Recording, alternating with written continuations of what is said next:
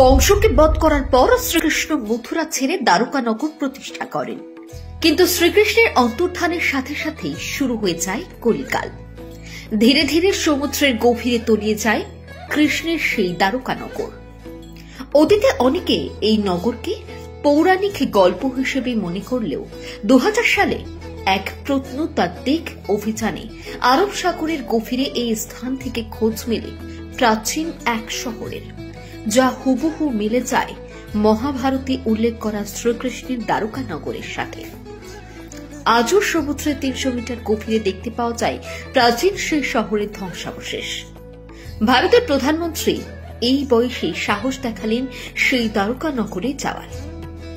রীতিমতো সমুদ্রের অতল গভীরে শ্রীকৃষ্ণের শহরে পুজো দিলেন তিনি, রেখে এলেন ময়ূরের পালক।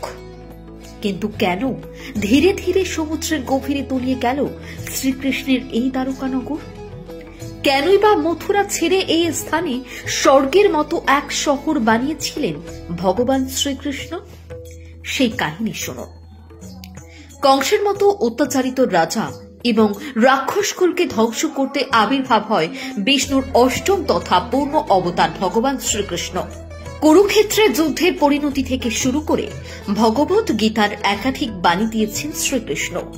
শ্রীকৃষ্ণের জন্মের শুরু থেকে তিনি কংস রাজার চক্রান্তের শিকার হয়েছিলেন, কিন্তু এই কংসকে বধ করতেই কৃষ্ণের আবির্ভাব হয়েছিল। তবে কংসের অত্যাচারে জরাজীর্ণ হয়ে পড়ে মথুরা। তাই ভগবান শ্রীকৃষ্ণ ঠিক করেন বর্তমান গুজরাটের সমুদ্র তীরে এমন একটি শহর বানাবেন যেখান থেকেই খুলবে স্বর্গের দরজা।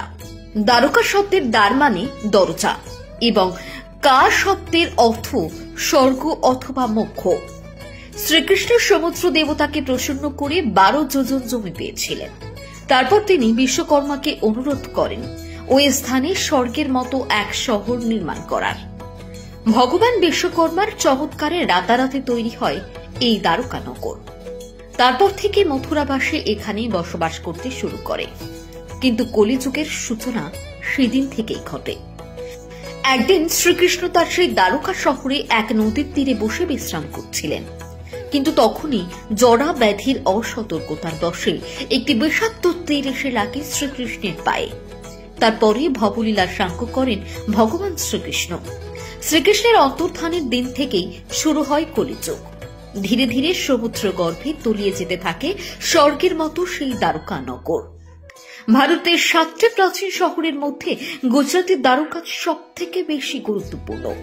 সমুদ্রের নিচে আজও প্রাচীন শহরের সেই ধ্বংসাবশেষ প্রমাণ করে দেয় সত্যি স্বর্গ ছিল শ্রীকৃষ্ণের এই স্বপ্নের নগর। এবার সেই দ্বারকানগরেই পুজো দিয়ে এলেন ভারতের প্রধানমন্ত্রী নরেন্দ্র মোদী।